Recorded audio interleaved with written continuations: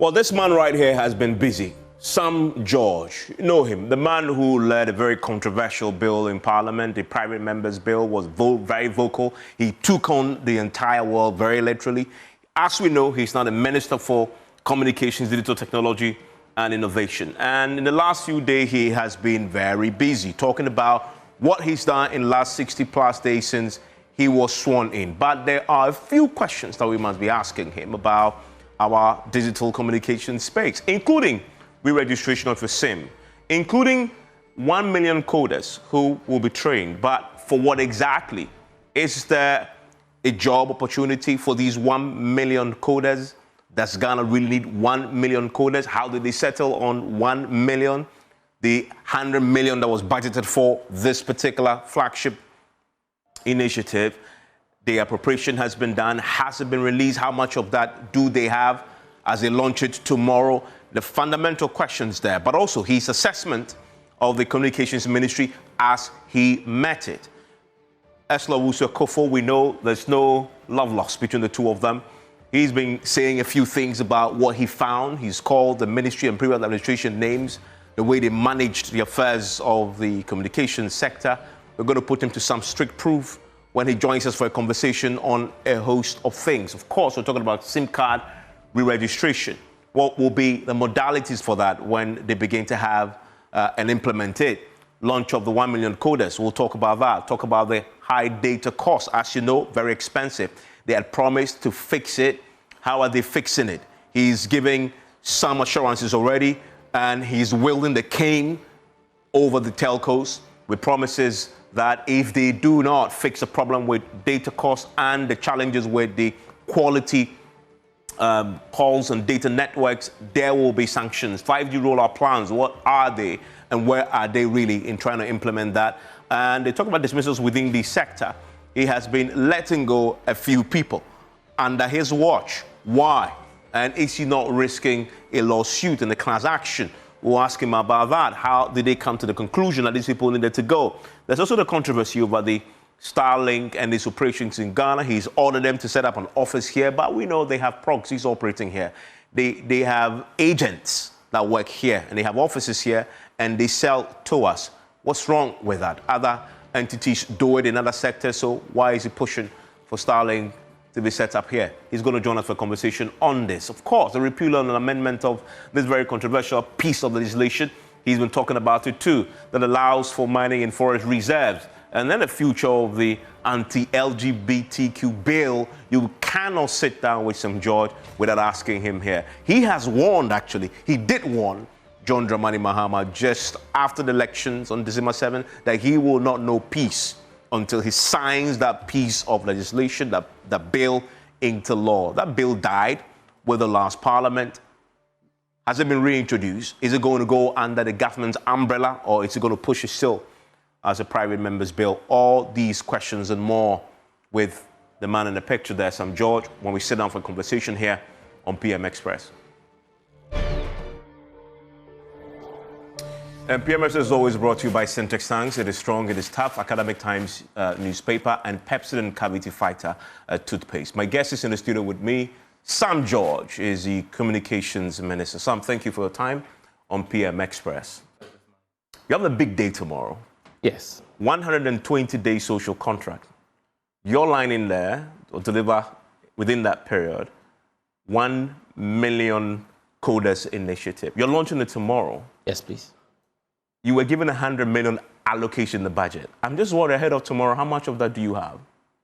I haven't done a drawdown yet. No, but the money's there? It's been approved by Parliament, and I believe that we'll get full disbursement from the Finance Ministry as and when we make the application. You know, there's one thing when you dream up a concept, and there's one thing when you actually implement. Yes. What does it look like now that you are this close to implementation? Well, good evening to our viewers. Evans, it's big. I mean, this is an idea that we've thought about for almost 6 years. As vice chairman of the NDC's Manifesto Committee in 2019, for the 2020 People's Manifesto, that was the first time we thought of this 1 million coders project. and then as chair of the manifesto subcommittee on ICT for 2024, the Reset in Ghana manifesto, it was clear to me what we wanted to do.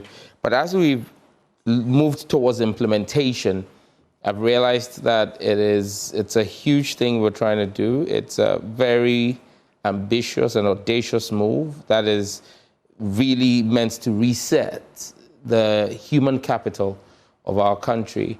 We are poised to execute it. I'm excited about the various verticals that are about to come on stream. I'm grateful to private sector for the kinds of interest they've shown and the partnerships that we're about to consummate with them. And for me, even the public sector. Today, I had a call with all the vice chancellors in the country, all public university vice chancellors in the country. And the enthusiasm, the ideas that came out from that meeting, and thanks to my big brother, Honorable Haruna Idrisu, for facilitating that meeting for us, it just lets me know that this is a project we will execute. We will exceed the 1 million at this rate, and I'm confident that the story of the young people of our country and the story of our country's positioning in the fourth industrial revolution will be told on the back of this 1 million coders project. So, as I do when I'm interrogating a government policy, I don't just want to ask, I want to test it. Sure. I went on your website. Sure. And I noticed that even before you launched, you have a very comprehensive site for registration. So I decided to register. Okay. By the way, just inform me, I have registered with the name and I got the email.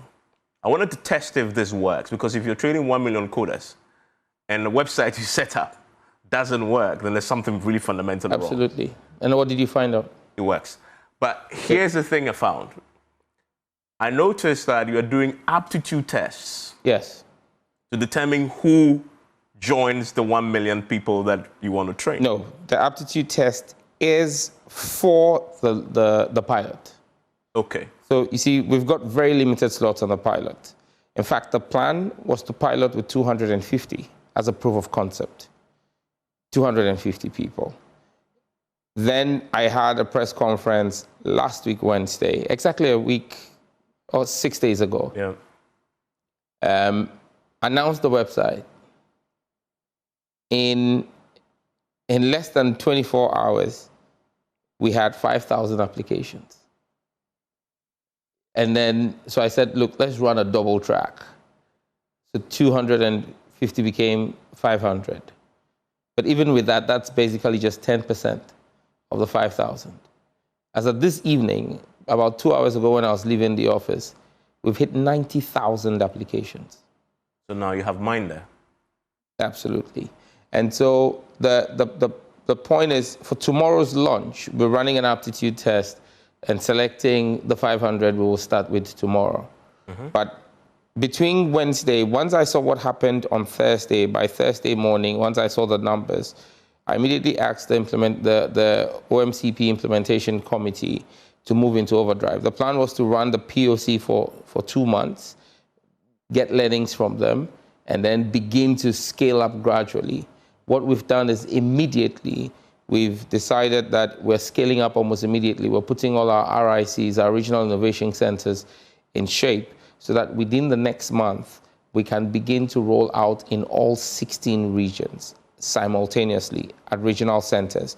And then on the back of that, the next step, I've mandated GIFEC, the administrator of GIFEC and his deputy, Dr. Rashid Tanko and Dr. Aziz Abdulaziz, former MP for Mion and now Deputy Executive Administrator of GIFEC, to immediately embark on a regional tour and work with my regional managers of GIFEC to ensure that we get a full update of our 280 community information centers in every district center, in every district capital, to ensure that those centers are put to good use so that before end of year, I can actually be live with this training in every single district in the country. So implementation timelines have moved forward. In the same vein, today's meeting with the vice chancellors is looking at making sure that we're able to roll out at the beginning of the next academic year on all public universities. So there is great enthusiasm. I mean, it's overwhelming. We're expecting some numbers, but not this level of numbers. At this rate, it's possible that by the time President Mahama is launching at 11 a.m. tomorrow, program starts at 10, but by the time he's launching at 11 tomorrow, we could have hit 100,000, which would be 10% in 1 week of what you're looking to get. So the over 4 years. text will sort of face out. It would help us select our first 500, but the basic thing is that everybody who registers will eventually be put in a center close to them. So post the 500, you will take out the aptitude test? Yes, but again, the aptitude test is not supposed to weed you out. It's supposed to see where to place you. Because again, based on the questions that you are being asked, the team is assessing that do you have the core competence to do, for example, you've applied to do cloud computing. Yeah. Do you have what it takes, the requisite knowledge to be able to do cloud computing? Or do we want to put you in a basic program for starters and have you grow from beginner entry level to intermediate and advanced level? Because there needs to be some kind of filtering to ascertain what people's strength levels are. You don't want to put people onto programs where they are unable to cope with the demands of the program based on that is a very lack important of skill. clarification, Yeah. because on the portal, when I registered, it says you're going to be shortlisted. Yes. So give you the sense that you may be excluded if you don't meet the requirement that's specified. Yeah, maybe you're applying for a particular program. Yes, I applied for cybersecurity. Yes, so giving the model and what the course content is and the answers that you gave, we would realize that you're better suited for another program. It's like every university, you can pick a form and apply that you want to do mechanical engineering or electrical engineering. And the university, looking at your results and your interview, may place you in a place where you're better suited for. So it's not just a carte blanche. Look, this is not just a political gimmick to tick a checkbox on a scorecard. This is a well thought through program that is looking to build a critical human capital that's going to position Ghana as the next AI hub on the subcontinent. Because we have announced, from my vetting, President Mahama's vision to ensure that in 4 years, Ghana becomes the next AI hub on the continent for Africa. But how do you attract the kind of investment? How do you attract the kind of R&D that is going to make Ghana that AI hub? If big tech does not find the core competence that you need here, what we're doing now is a lot of people, you take a lot of CVs today, and one of the key things people write there is, I'm Microsoft Suite efficient. I have competence in Microsoft Word, Excel. Well, that's where the world used to be 20 years ago, being digitally native. Now the world has moved on from being digitally native to being AI native. And so what we want to do is make sure that we have the core competence that allows for us to attract the kinds of things, businesses and opportunities and jobs that we want here, BPOs and KPOs and the gig economy, online remote jobs, and show to them that we've got the key competence in the country that has been skilled, reskilled, or upskilled. Because like I said, it's not just for the young people. Civil servants, for example, are soon going to be enrolled onto the program, because if you're a public service director or a deputy director in the Ghanaian civil service, and the ministry is now beginning to deploy artificial intelligence in some of its workings, if you're a BBC, born before computers, and you're not reskilled, you'll become redundant. And so it's important that we reskill our workforce. If you're a science and maths teacher in the Ghana Education Service, and you're teaching kids in our public schools mathematics and science, and it needs to be relevant for the world of work that they're going to be getting into, and for them to be able to compete, you need to have some basic levels of reskilling that you may not have had when you did your Bachelor of Education. It's very well articulated. The 100 million CDs you got, what exactly are you going to be using it for? Well, it's a small part of what the cost of the project is. In this initial stage, we're looking at the logistics needs for the program. You need to make sure that you've got the equipment to be able to deliver the tutelage. We understand, especially in rural parts of the country where we're going to be leveraging our CICs, we understand the fact that if you ask people to do virtual classes, you're as well as not starting a program at all, because in many of our rural communities, people don't own their own devices. And that's why we're setting up the CICs and making sure that we retool the CICs to be in a centers of excellence, which was the original intention anyway, for those CICs to be centers of ICT excellence in our district areas, to then be set up. We have physical infrastructure as part of this rollout. Absolutely. So this is not just training people. No. Because the start was Kofi Annan ICT Training Center. Yeah, I mean, tomorrow So we're doing... Tomorrow simply going to pay school fees. No, tomorrow we're doing Kofi Annan ICT Center, you're doing Kumasi, you're doing Bolga, and you're doing Sunyani. The president is actually going to be able to connect with all these 3 off-site locations, have a chat with the students whilst they go through their training as part of the launch. And so, yes, it's not just training. And for almost everyone who is going, in fact, for everyone who is going to go through the training, every Ghanaian who's going to go through the training, they're not going to pay for it. The government is going to bear the cost of it. And so we have multiple verticals that we're looking to bring on stream. For example, there's the conversations ongoing with Google to have some of Google's certified courses run as part of the 1 million coders. We are talking to Amazon Web Services as well. AWS have some cloud computing courses that we can integrate for people. We've got proposals from all kinds of places. MTN, for example, signed an MOU with me in Barcelona on the sidelines of the Mobile World Congress, where MTN is looking to bring its, that's only the second of its kind AI lab into Ghana. They have only one so far in South Africa, which is their headquarters. MTN operates in about 16 markets across the continent.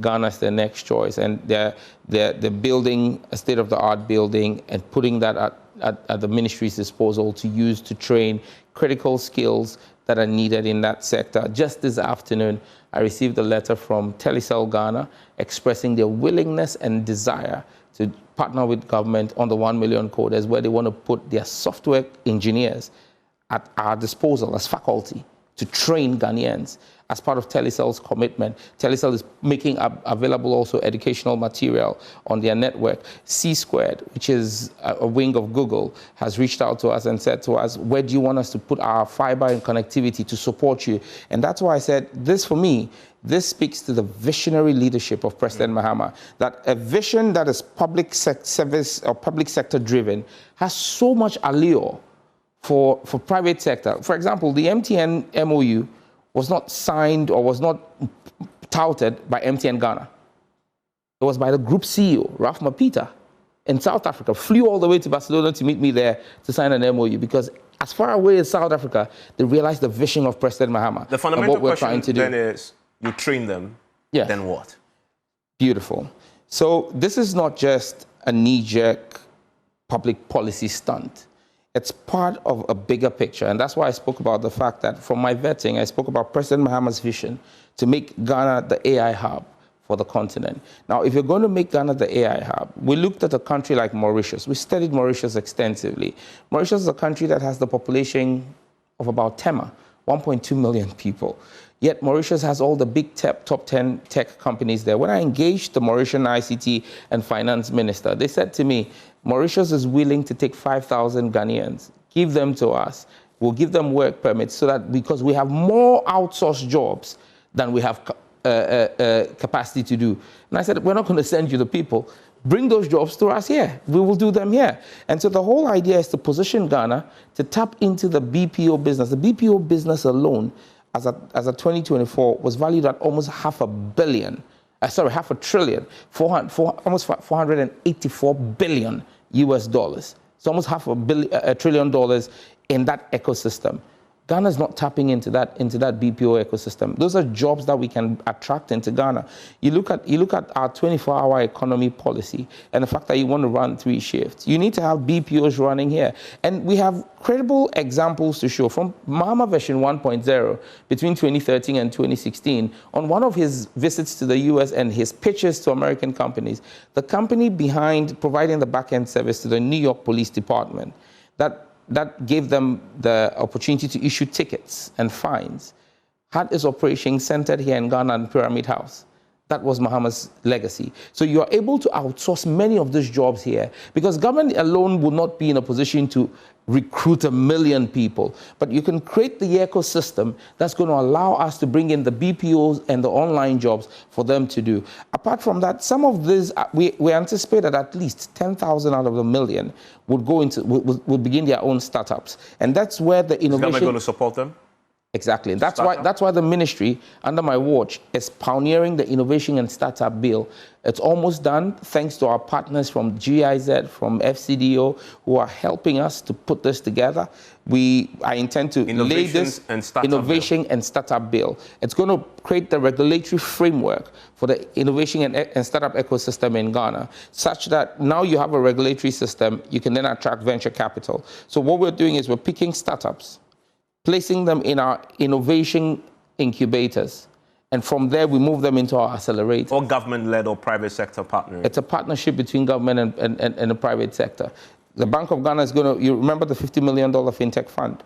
That fund is going to be used to move them from innovation incubators into the accelerator program. It's going to allow us to be able to offer them business advisory supports to scale these businesses. Because you see, when you put them in the innovation incubator, what you do is a proof of concept of their startup idea.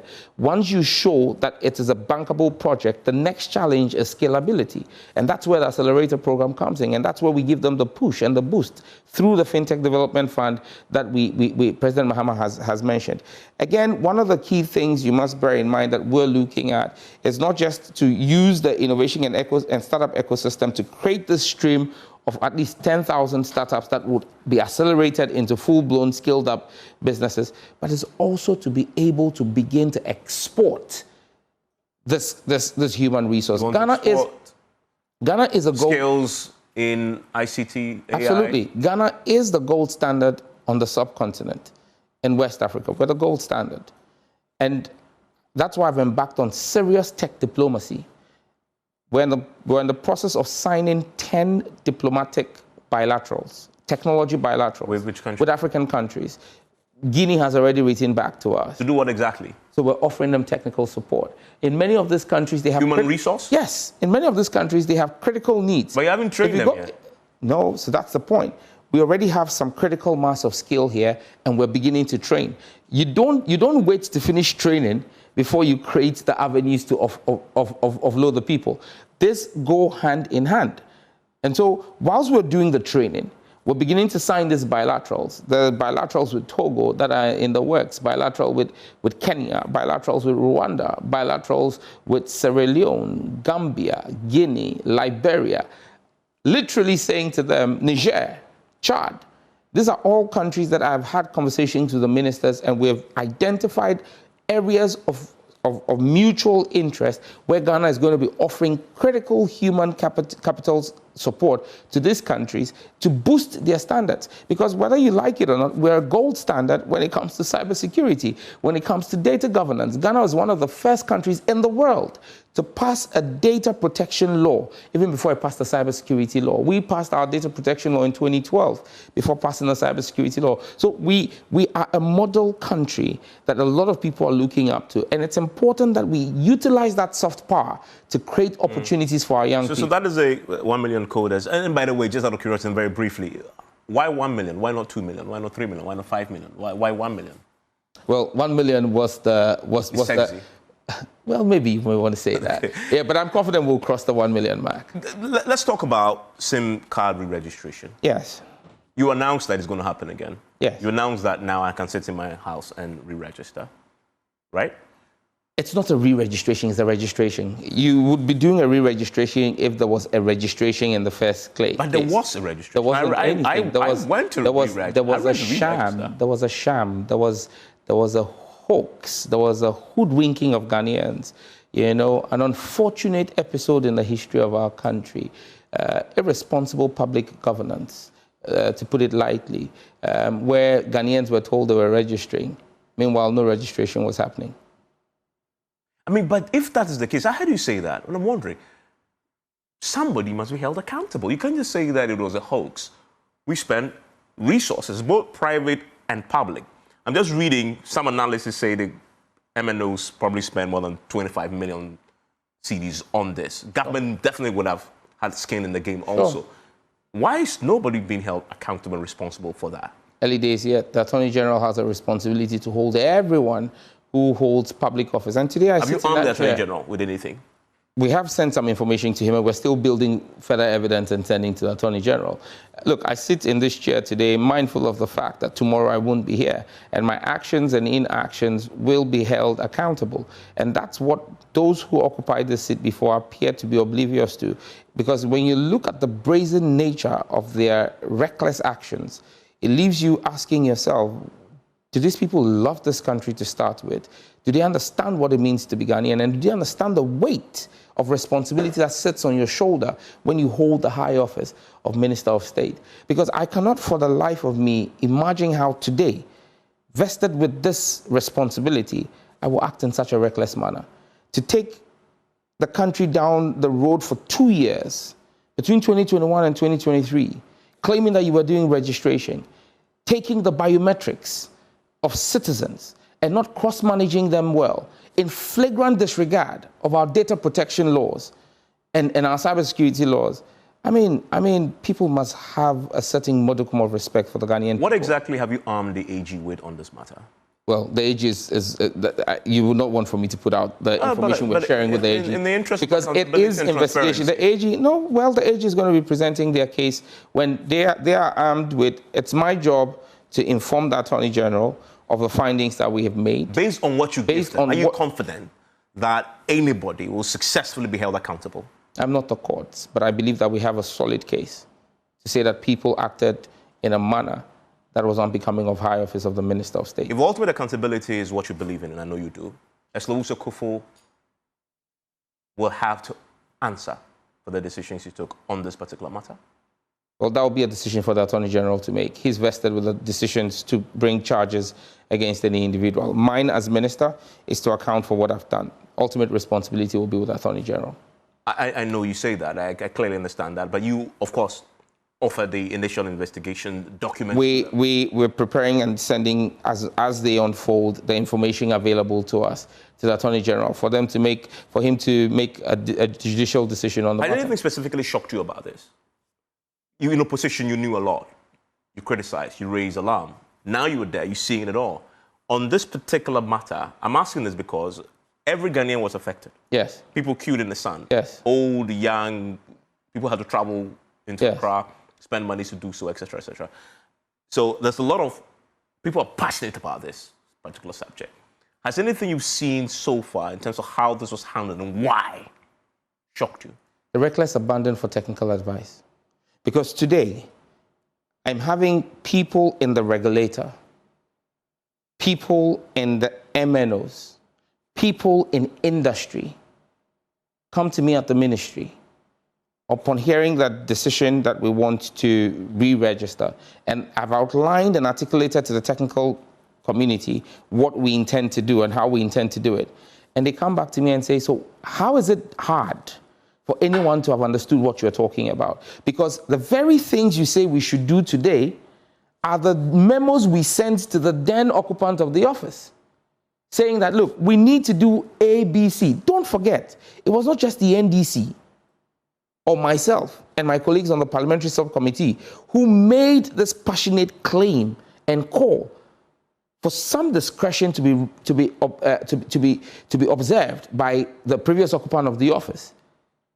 Professor Kenatefa was an appointee of President Akufo-Addo. He's an MPP person through and through. If my memory serves me right, on the 18th of September 2021, he wrote a 3-page letter stating emphatically that what the previous minister was doing had no basis in law, had no technical logic to it, and was completely flawed when you subjected it to a common sense test. Because you claimed that you were doing a registration and benchmarking it to the Ghana card. Remember that. We were told that you could not register without the Ghana card. Yes. Now, the only way you can verify the authenticity of a Ghana card, because it is not just a piece of plastic card, but it's a biometrically enabled device that holds biometric data, you can only verify the authenticity of the claim of the holder of that card when you cross-reference it against the biometric data that is contained on that card. In no single instance, they say they registered 39,900,000, a few shy of 40 million SIM cards. Not one of the almost 40 million SIM cards they registered was verified against the NIA. Not one. Really? Yes. So if you're told that you were registering your SIM card... But I took my SIM card, I took my NIA card to the registration point. Yes. And that's the only basis. But the registration point did not produce the Ghana card. And so they don't have the data that sits on the Ghana card. The NIA is the only repository that holds that as a single source of truth. So what you do, common sense, logic, is you subject what the card Bernard Evans has brought. Evans Mensah comes with a card. The card says it's Evans Mensah. You look at it, and then he gives you his Ghana card number. You enter it. But what makes that card authentic is his biometrics. That's why when you take your Ghana card to the bank, for them to do the transaction, they give you a biometric verification device for you to put your finger on and verify that it is you. No such verification was done. In fact, what they rather did was to now capture your 10 fingerprints again. In some instances, take a facial recognition again of you, but not cross-reference it against the single source of truth. So the question you must ask from a data protection perspective is all of that data that was taken, your fingerprints that were taken, where is that data sitting? It wasn't cross-referenced against anyone. Where is that sitting? What I intend to do at the ministry is to build a platform that's not going to be managed by a private entity. It's going to be owned and managed by the NCA. The NCA is going to have end-to-end control because the NCA is the regulator, not any private sector. So private sector is going to provide the technical competence, but end-to-end visibility sits with the NCA. And that's why I'm saying that nobody's going to queue. And look, I think that this exercise, by the time we are done, will be the clearest evidence of the reset of our country. It would distinguish the stewardship President Mahama has put at the ministry and that which President Akufo-Addo put there as day and night. Because when you sit... And what will be the distinguishing factors? Because you're not going to have to leave Joy FM, possibly miss a show because you're in a queue, go and spend 2 days to tell you the system is down and go back again before you register. You're going to be sitting in the comfort of your home and you're going to go on the app and you're going to get a text message and it's going to have a back and forth USD with you, verifying when you enter your Ghana card number, it shows you all of the numbers that have been registered against you. Because you know what we've realized? Several people had their Ghana cards used to register SIM cards that did not belong to them. Yeah, I mean, the evidence was there. We actually did an investigation that found that. But there's something you said I want to ask you. You said the data that was collected, my data and yours. Yes. You asked, where is that sitting? You should know by now. Where is that sitting? Well, the MNOs don't have it. Some private app developer seems to have it. Yes. You don't know who? Well, you ask who has it, they say, well, the MNO, the private developer who developed the app is the one who had it. The developer says, no, we transmitted it to the telcos. So that's why I'm saying that there's still a lot of work going on in that respect. But that's a Evans, shocking realization. don't forget that I've been at the ministry less than 9 weeks. Yeah. So it's still work in progress. You get it? But somebody has it. It's sitting somewhere. Well, we're trying to find out where it is. But to think that more than 60 days since you've been there. Yes. You still can't put your finger on it. Alone is scary. Because this is my personal data, including my biometrics. It's the reason why people have questions to answer. You have the Data Protection Agency. Yes, which sits under the ministry. Yes. And what they were completely cut out. They don't know? Absolutely not. Where my data is? They played absolutely no role in that process. But we have a Data Protection Act, which you just praised in a short few minutes ago. Sure. And that's why I'm saying that when the Attorney General is fully versed with all the information and he looks at the legislation that we have and what the legislation mandates anyone who processes data to do, there will be a clear decision for him to make. You talk about recklessness. Another thing I heard you say at the press conference is that you directed your National Communication Authority to conduct an audit as part of government's oral. So you're doing your own oral initiative aimed at identifying and reclaiming all state resources within purview of the ministry, which may have been handed over to private interests in a manner inconsistent with law and laid down procedure. What are you talking about here? All right. So, Evans, the frequency authorizations given for broadcast, either TV or radio, runs on spectrum. Spectrum is a finite national resource. And when we talk about Operation Recover All with oral, it's not just some high-level thing. I believe that oral must happen at every strata and in every agency of the state. And the report I've gotten from the NCA, the regulator, points out the fact that as recent as the 3rd of January this year, licenses were being renewed for licenses that had expired.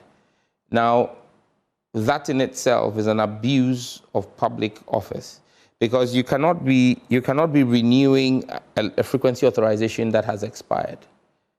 Why not? Well, the Justice Doche ruling in the Radio Gold versus NCA, when the former minister shut down the radio stations. You remember she shut down the radio stations, she imposed pecuniary fines on them for the number of days that she thought their licenses had expired until she took that action. Justice Doche made it clear. He said that, well, with a frequency authorization, the law is clear. You must indicate to the regulator at least 30 days to the expiration of your license that you will renew your license. When that license lapses, you can no longer renew it because it's lapsed. It's not like a driving license where you can just go and renew after it's expired. When your frequency authorization expires, you have nothing. You want to do anything with that authorization, you have to make a fresh application. We have over 50 instances of several different categories of infractions. But in 12 clear instances, authorizations had expired. The individuals behind them were called post-December 7, because many of them are politically affiliated persons, told to quickly put in applications, and in their haste, they did not put in new applications. They put in renewal applications. And then the then board decided that they would vest the law into their own hands and convert those renewals into fresh applications. You don't have such power, sir. You don't have such power, ma'am. And so, for me, I hold the view, and I've a legal opinion on this, that all of those renewals are null and void. But again, because President Mahama is an extremely loving person, he said, don't revoke those licenses. Engage them, which we will do. But in engaging them, we will suspend those licenses. Ask those individuals who are affected to regularize their paperwork. If you have to put in a fresh application, you put in a fresh application. You don't do a renewal and think that your renewal application can be converted into a fresh application. There will be strict application of the law. There are people who had the license, who were given license frequency authorizations, some in 2021, some in 2022.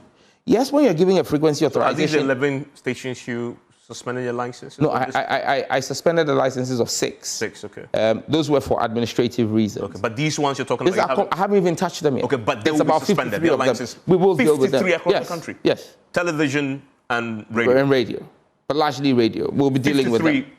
A new setting that they'll be suspended. In fact, I've had cause to engage the Media Foundation for West Africa. Already. And showed them the infractions, walked them step by step. So that's why I haven't acted arbitrarily, because I'm establishing for every stakeholder what the issues are. The outstanding meeting is with GIBA, to also let GIBA see what the infractions are. Because you see, Evans, it's critical that we bring sanity into this regime.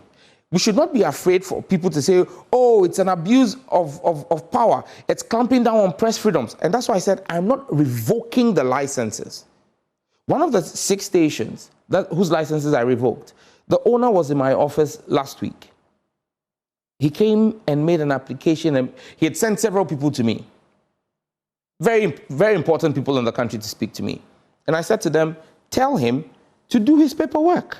He does his paperwork and brings his paperwork, I will reinstate his license, because it's only one of the, I took action on 7, or directed that action be taken on 7 stations. 1 was a revocation. That there is nothing that will be done to bring that back. That's Guma FM. And that was done on a national security basis because of what was being done relative to the Boku crisis. But with the other 6, I didn't revoke the licenses. The instruction to the regulator was to suspend the licenses. Because, for example, if for you to have a license, a frequency authorization, you're supposed to submit your tax clearance. You must meet your tax obligations to the state. You can't say because you're a media house, you would not meet your tax obligations and I should give you a frequency authorization to work with. How does the state make money from the taxes that you're supposed to pay? And it's unfair to multimedia. If multimedia in such a challenging landscape is making sure that you meet your tax obligations and making sure that all your documentation, your audited accounts are presented to the regulator, then another media house just sits aloof and says, well, we won't do it. We don't care. But because if some judge or the minister decides to clamp down on me, people are going to shout press freedom, then next year, why should multimedia meet its obligation? But these 50 plus that you're currently engaging on, you're yet to meet GIBA. Yes, I as a body. As a body. Individuals in GIBA, I have briefed. But what about the stations themselves that you will be suspending your license? Well, many of them had received letters, and that's the thing. You've already told them? Many of them had received letters of their default as far back as July last year. But then the then Director General took a decision that because of the election, he didn't want to touch them. So when we sacrifice... And you say their licenses were renewed in spite of that? Some have not even done renewals. Some have not even presented the documentation, but they say, oh, election, let's not touch them. And so you breed a culture of impunity and disregard for the law because of political consequences. Well, you didn't do that. You still lost by 1.6 million votes. You still got 38.2%. So the law is the law. The law must work. It must work without fear or favor. Look, there are some very powerful people who are not happy with me because they got licenses in 2021, 2022, and the frequency authorization is for 5 years. So yes, they got the license, but in the frequency authorization, it is clearly stated that you must activate your frequency and use the license that has been given to you within 2 years. Some of them from 2021 till today have not used the authorization. Some from 2022 till today have not used the authorization. And they say, oh, we have valid licenses to 2025. I've instructed the NCA to retrieve all those licenses. Those people are holding a piece of paper. They don't hold any license any longer. Have they been informed? Oh, absolutely. The NCA has written to them telling them that how many of them are we talking about? Well, in Accra alone, there's about 4 of them. 4 of them. Okay.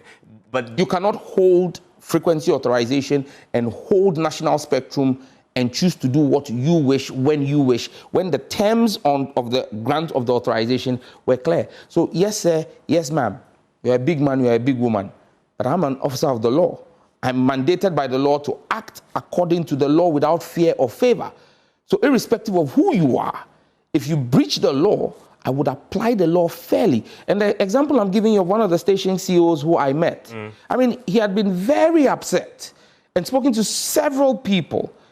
But when he sat with me last week, Friday, and I broke it down for him and said to him, he says, well, I've presented all the documents, is left with one. I said, well done, sir. Finish hard. Well, you see, get that last document, and in 24 hours, we'll put you back on air. On this subject. This yesterday. Is it back on air? No. Well, I'm still waiting for the document. But yesterday, he sent me a prayer, praying for me and asking that God gives me grace to continue to be a model public servant. Because after he met with me, he understood that I'm not acting out of avarice. I'm not acting out of any personal agenda. I'm acting according to the law and in the interest of our country. And I salute the gentleman because post his meeting with me and me breaking it down for him, he realizes that, look, I'm just applying the law. And this is someone who lives outside, the owner, he lives outside the country. And so I asked him, I said, in the Western country where you live, would you be able to go and sit in front of the Secretary of State responsible for the sector if you had a radio station there and you failed to file your obligations? I said to him, in April, nobody asked you to file your taxes. Everybody runs to do it because you know if you don't file your taxes, you'll be penalized.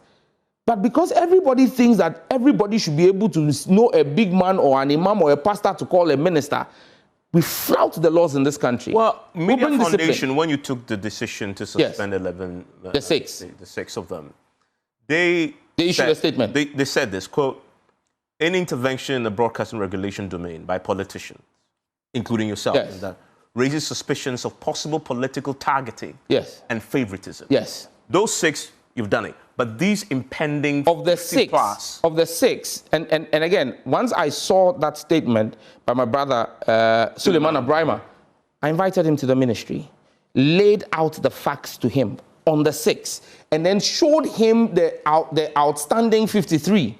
And that's why I said to you, the Media Foundation for West Africa now understands what we've done and has not made any further comment on the matter.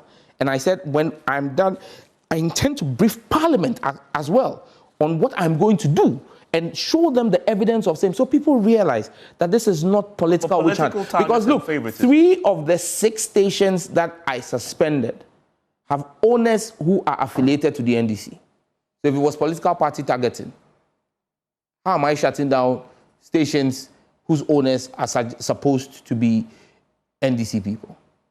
I'm simply applying the law. I don't know. And when I asked for the frequency authorization, I didn't ask for the ownership of the media houses. I just asked for the names of the companies that were outstanding. It is as the persons showed up to now plead, as is typical fashion of Ghana, oh, would you faboneche not apply the law? Then I realized, hey, why is this big person? Oh? But you see, me, I'm a small boy, but the law is the law. Irrespective of how big you are, the law is no respecter of person. Let's talk about that big issue you threw up, the Airtel Tigo. Yes. You've looked into it. What did you find? Debt. $200 million? Yes. In fact, $400 million at the time the minister told Ghanaians she bought it for $1. So after a restructuring arrangement, writing off debts and all, it sits at $200 million with an ongoing monthly loss of 20 million Ghana cedis every month. But that stands to reason. That's why they got it for a cedi. Well, the wisdom in buying struggling assets is that you have a plan to turn it around. You see the viability of turning it around. But it's foolhardiness to just think that because you hear people say, I bought a struggling asset for $1, you have no plan to turn a business around. You have no resources to turn it around. Have you not been given a plan? There was no plan. There was supposed to be an injection of $25 million by the previous government. When they purchased it, 20 million Ghana cedis was given, not $25 million. And that's the only injection that has gone in there. And if anybody had a plan to turn around a struggling asset that was saddled with, after restructuring $200 million in debt, and you thought you could turn it around with $25 million, I'd like to see what's in the cup we are drinking from. You called it reckless. And irresponsible, unpatriotic. But government had to save that entity. Why did government have to save? Governments all over the world. No. In the UK, the government had to nationalize a steel plant there because it was going to go under workers' jobs were at stake. Yes, but the government would have done a needs analysis and looked at the cost-benefit analysis. Today, you say you were saving 300 jobs. Those 300 jobs are not guaranteed a safety anyway. Will you save Airtel Tigo? Well, the discussions at the cabinet level on what we will do to ensure that the jobs of the 300 permanent employees are looked at favorably and guaranteed, and that the ecosystem, the telecom sector, is set on the right foot. Once cabinet is done with its decision, I'll announce that publicly. Good intention, was it not? This wasn't, you say reckless, but it was done with a good intention. Well, let me just paint a picture for you, and I'll leave you to draw, and our viewers to draw their own conclusion. A minister wakes up one day, 2 companies that are privately owned failed to invest in their businesses for 5 years. 5 years. Failed to make any investment. Allowed the company to run down.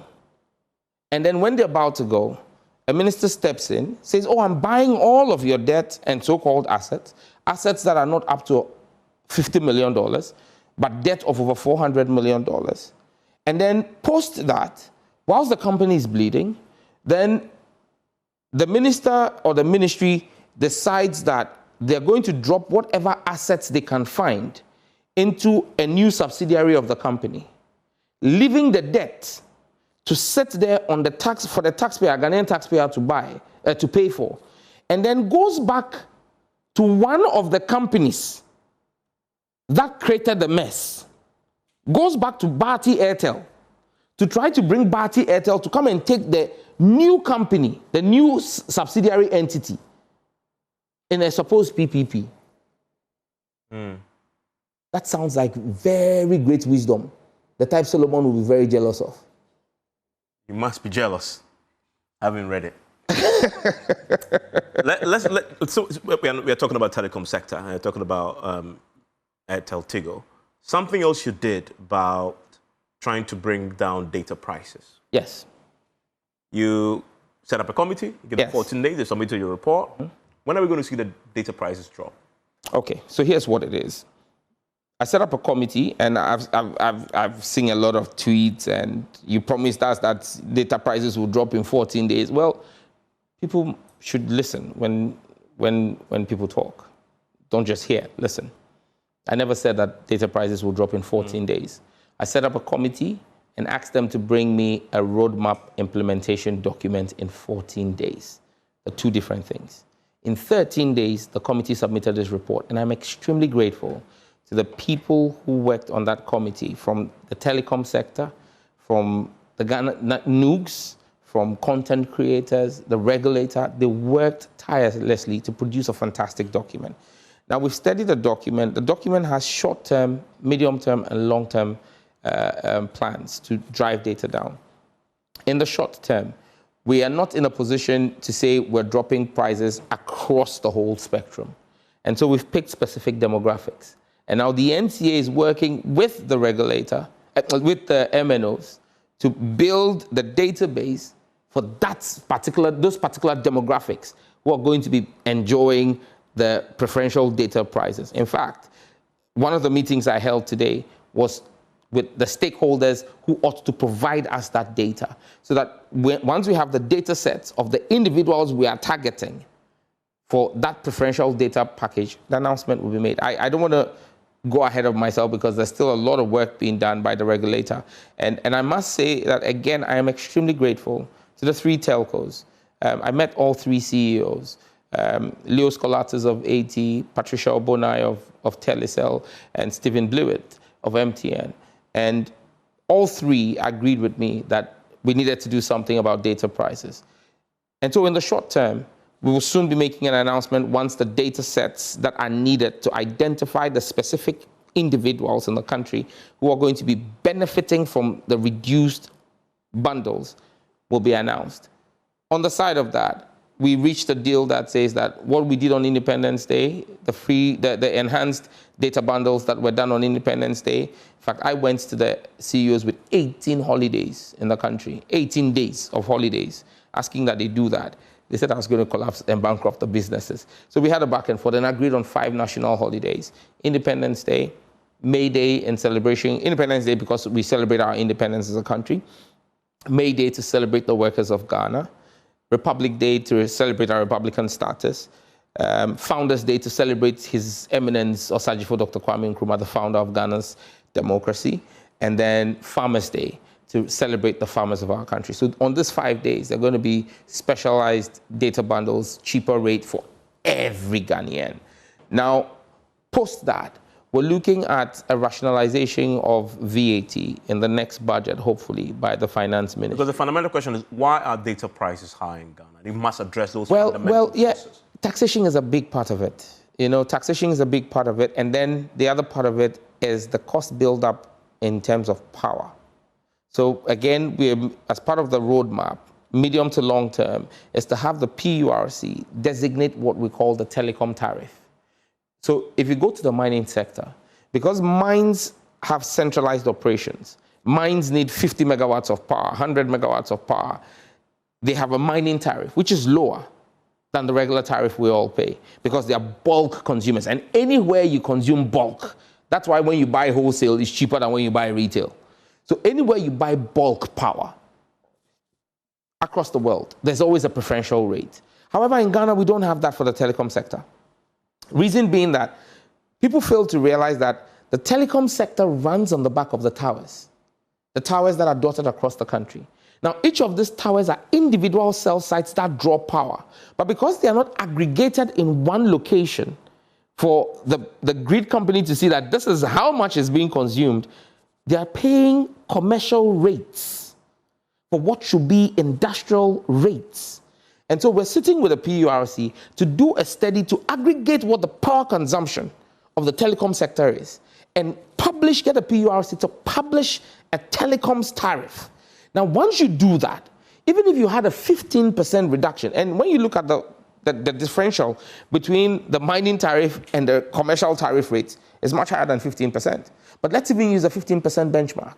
If you were to have a 15% benchmark reduction for telecom tariffs, I have an agreement in place with the tower companies that is going to be transmitted immediately in their pricing, the 15% reduction to the MNOs. And I've made that clear to the MNOs as well that not even 0.1% of that will remain with them. That 15% is going to be a throughput all the way to the end user. So again, you're going to see reductions. And then when you have the COVID levy 1% taking off again, that's another further reduction. So when you have the rationalization of VAT that we have promised will happen as well, but you have a drop from 21.5% to 17.5%, again, another true. So is it your conclusion then that having studied this, the MNOs are not being exploitative and extortionate when it comes to data prices? It would be unfair for me to make that deduction, given how much in tax sits in the pricing. Because I've asked the NCA to provide me the breakdown of it. For every 1 CD you spend on data, 40 pesos of it is tax. So you're saying that... Listen.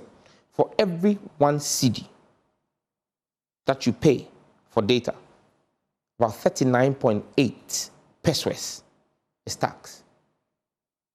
And the rest is what? Operational cost and profit margins. How much is the profit margin? Well, I don't have what the profit margins are, but there is no way. But isn't that where the question is then? Because no, but if 40% is just tax, if 20% of that tax was reduced, and that's been my argument with the finance guys. I guess I mean, that's 40%, but you have 60% there that they can play with, including your profit margin. But that's what I'm saying to you, that in that cost is embedded power. Yeah, that's fine, even if you take power out. And you have to look at the capex. So again, we need to be fair. But are you certain that without trying to sound exploitative? Listen, when you look at the margins in the industry, it's impossible for the margins to be anywhere close to the 40 pesos that taxation takes. The biggest single component is taxation in our price build-up. And again, we need to make a decision as a country. The guys in charge of finance, my brother Atu Forcing, and the team at finance need to sit down actively. I keep saying to them, tech is a golden goose. You need to be careful how you handle tech. For every dollar you invest in tech, you get $10 in return. And so you need to see how you manage tech, because when you drop the taxes in the tech sector and you drive down the cost, you reduce the bar for entry. Once more people get on board, you begin to see a ripple effect in usage. When you have ripple effects in usage, you see improved corporate taxes. Because currently, you have 134% mobile device penetration.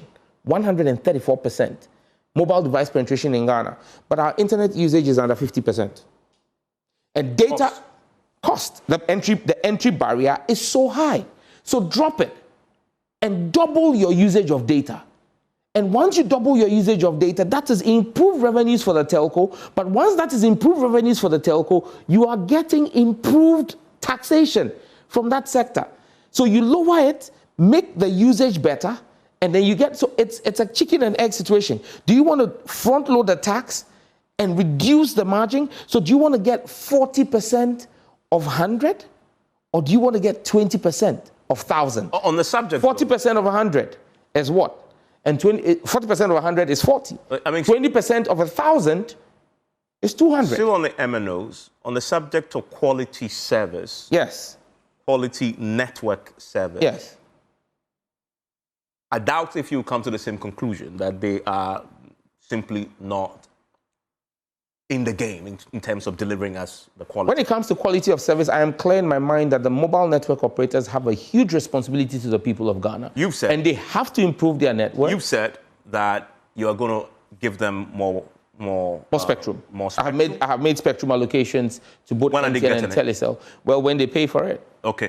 After that, I think you've given them... In fact, they've been given 30 days to pay for the spectrum. And I believe that should be latest by the first week of May.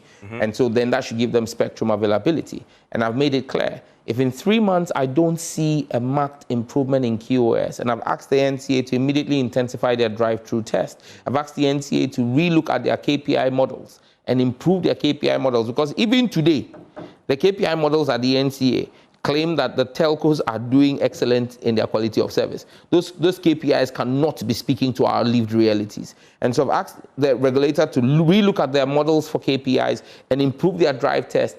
And I have said this, and I'm saying it on this platform again. If I don't see a marked improvement, I will instruct the regulator to impose very stiff fines. And those fines are not just, and yesterday I was asked, is that just going to be money for windfall? Well, it's not just going to be monetary fines, it's going to be beneficial packages for customers who have experienced poor quality of service. Because you see, I believe that I try to be fair to everyone. I've met with the CEOs, I've said to them that, look, you need to invest more in your network. They've said to me, we're making the investments, but we need additional spectrum. Because no matter how much investment we make, without additional spectrum, we can't do any more. So I'm giving you the spectrum. Now, 30 days. We give you the spectrum. If you do not deliver a better quality of service, we will clamp down heavily on you. Because for me, like I said in my press statement, my fidelity is not to the MNOs. My fidelity is to the people of Ghana. Fines, you say the stiffest of fines, but the law prescribes how much fines you can impose on them if they are not meeting the standards that you're talking about. They can afford it. Oh, you wait. They'll begin to make a decision when we start imposing the fines as to whether they want to impose be paying the fines or whether they want to improve their network. Leave that for us to handle. I've been asked to ask you about Momo fraud. Yes. And my colleagues in my ear have been telling me, my director say, pretty sure my director has had a Momo fraud. He's been a victim of Momo fraud. My mother has been a victim of Momo fraud. Okay, good. So what are you doing about it? So I sent out, and again, let's be very clear on something.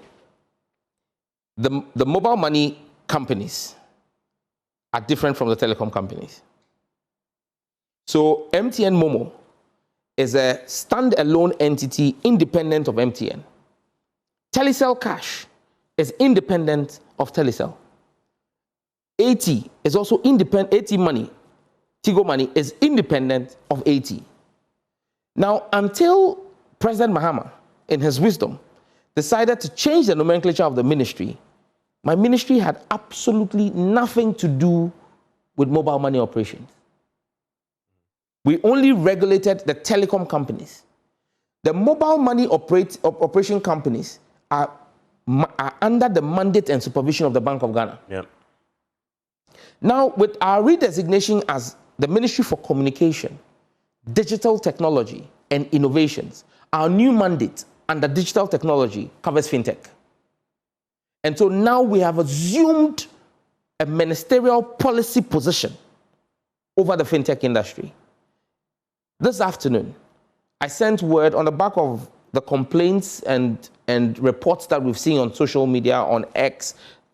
I mean, in the past 24 hours, we've seen about 3 instances of claims and all. I summoned a meeting of the EMI chamber, electronic money issuers. So not just the MTNs, but all your fintech providers, Hubtel, Insano, ZP, all of them. I've summoned them to the ministry. I summoned them to the ministry on Thursday.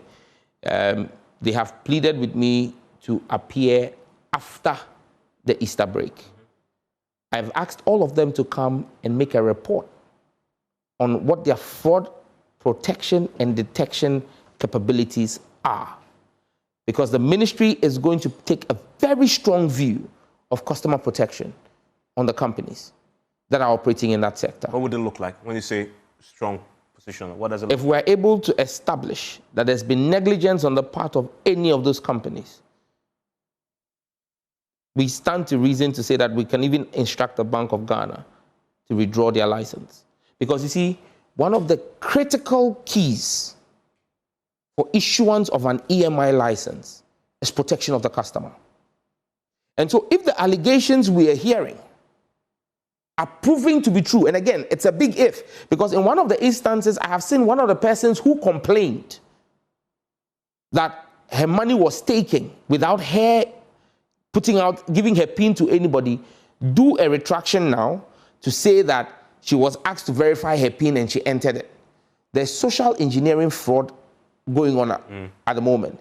And so, but again, the mobile money, the EMIs, have a responsibility to intensify their public engagements and public sensitization engagements. They have a responsibility to the Ghanaian people to determine for us or educate the public on what the right steps are relative to protection of your wallets. But apart from that, and just yesterday, I met the chairman of the chamber, my senior Ken Ashigbe, and we had a conversation about the possible introduction of biometric technology in mobile money. Because it is clear that you're dealing with fraudsters who have managed to master the art of the PIN system, the 4-digit code PIN system. Now, it's not novel technology. It exists. If you go to China, we pay. You can actually pay using your palm, like your fingerprint, your biometric. Once your wallet is linked to your biometrics, you can go to a pay point or withdraw money by simply scanning your palm. It recognizes your fingerprint with your biometrics, which are unique. It's linked to your wallet. It's able to do the deduction without a physical card, without a physical PIN. We may need to get there. So we're looking at technological solutions as well. But bottom line is EMIs, let me just announce, there's a new sheriff in town. And he's going to ensure that the EMIs protect their customers. But again, let me use your platform, which is very far-reaching, to say to people, be careful how you enter your PIN. Be careful how you respond to requests for your PINs. No EMI is going to send you a message to say that they are verifying your number. You know, in my poor mother's case, just after I was appointed minister, they called her and said, oh, because of your son now, we want to protect your mobile money. And so verify your PIN. And the poor woman, I'm telling you, my mother, she's alive. They actually use your appointment? We are on the 24,000. Wow. And I told her, I said, but when they called you, why didn't you call me to confirm? You get it. But the fact is, it's true that you've been appointed. But this is real. On a reality. Yes, but this is real. But this is real. You get it. And so the question again is, are there real instances of connivance by staff of some of these mobile money operators? Are you looking into that? That's all the investigations that will happen. Like I said, after the meeting with after the first meeting, we're going to be asking them to provide us reports on the measures they are taking to protect their customers. And in the case of the 3 instances that have been circulating on social media, I've seen that MTN, because MTN is a company affected, MTN Momo is a company affected the most by that. I've seen that they've issued a statement relative to one of them, stating that from their own investigation, it was not something that came from their end, but that the victim fell to social engineering fraud and issued her PIN. And like I said, I have seen a subsequent post from one of the victims saying that, yes, it's true, they entered their PIN when requested to do so. And that's what I'm saying. Look, apart from this, let me also say that no minister, no MP would leave our work and come on Facebook or TikTok or Instagram and send you a message asking you, introducing myself. Hi, my name is Sam George. I'm the Minister for Communication, Digital Technology and Innovation. How may I help you? Jack, I haven't finished dealing with the problems in Ingo Pram Pram. Not to talk of the issues in the ministry. Then I will leave all of that and come on Facebook and be offering you an appointment and offering you a job and telling you that you should go and pay 2,000 cedis to my protocol officer. It is a scam. Please stop falling for it. Just out of curiosity, in your mom's case, a number called her. Yes. That number should have been registered. Yes. Have you tracked the number? Yes. And you realize that at times, even when you track the number, the registration details points to a different name from what the MNO is holding, and that's why we need to do the same registration. So in this properly. case, and this is true talk. You're not just giving. I'm telling you facts. I can show you the message of me very pissed at my mom. for falling for that, because I thought that I had done a good job of educating her. So this individual who called, you can't trace all the person, But again, that is my problem with the EMIs that we're going to deal with. Because when there is a proven case that a particular number, and again, when you follow, especially those who do the Facebook thing, it is a string of similar numbers that are used. And several reports are made to the EMIs, and for them to talk to their sister companies, the MNOs, to block those numbers, but they are not doing it. But that's the beauty of the registration system I'm doing now. The registration system we are going to do, because the system is going to sit with the NCA. The NCA will have the power to blacklist numbers or across networks. So right now, if a report is made and we identify that this number is perpetrating fraud, failure by the telco, after we have informed you of this, will result in daily pecuniary fines. Finally, on December 7, you said President Mahama will know no peace until he signs that bill. That bill is the LGBTQ bill. He's president, he has a supermajority. Is his government backing the bill and reintroducing it, or you still going as independent and private members? Well, President Mahama indicated that he would want his preference would be for the government to reintroduce the bill. At my vetting, I was asked that question. My chiefs were sitting behind me, and I made the point clear that I have absolute respect and deference for President Mahama's position. However, as a member of parliament, I owe fidelity as well to my chiefs and people. And the responsibility they gave to me was to champion that bill for the protection of Ghanaian family values in parliament. And that when the 9th parliament resumed, I was going to reintroduce the bill. 4 weeks and a few days ago, myself and some of my colleagues reintroduced the bill as a private member's bill. The government has the ability and is by law empowered to take over the bill during its consideration. But we have gone ahead to reintroduce the bill to Parliament. People say, oh, but why haven't you heard anything? The committees of Parliament were only set up barely a week or two before Parliament's dissolution. And so those committees, and now you have a new committee responsible for standing orders, for private members' bills. So it's not like the 4 years ago where we sent it straight to the Constitutional and Legal Affairs Committee. And like I said on another platform yesterday, one thing people must bear in mind is that I submitted that bill in 2021.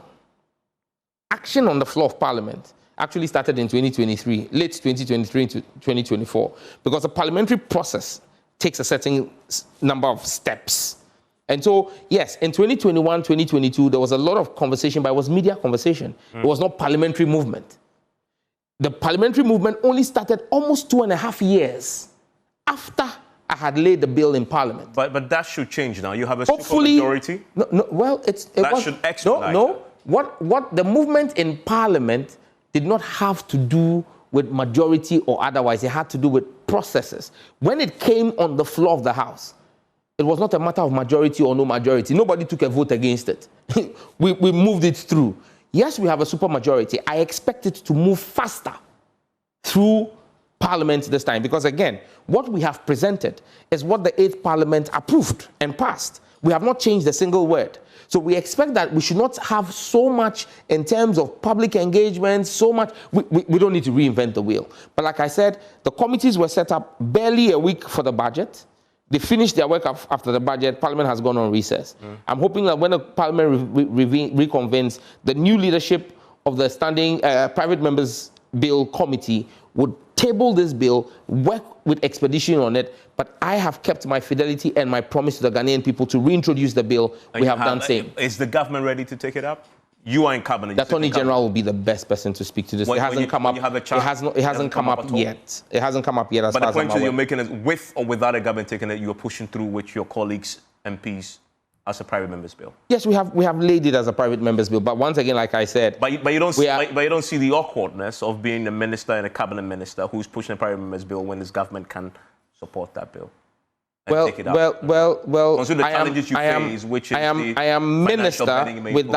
am Minister of State thanks to the appointment of President Mahama, but that is without prejudice to my parliamentary role, which is my principal role. And I keep saying to people, I am first and foremost Member of Parliament for Ningo Pram Pram before Minister of State.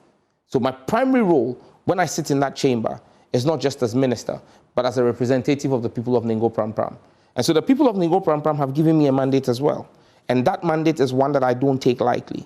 And that mandate is one that I intend. The way everybody is talking about the speed and the energy I've brought to the role of Minister for Communications, I am not going to renege on my responsibilities as Member of Parliament as well. Because as I will be accountable to the people of Ghana and President Mahama for my stewardship as Minister, I would also be accountable to the people of Ningo Pram Pram, who, yes, may have been affected by my work as Minister, but that's not the reason why they voted for me. They did not vote for me in the primaries and in the general election in 2023 and 2024, respectively, because I was Minister. They voted for me because of my work on the floor of the House as Member of Parliament.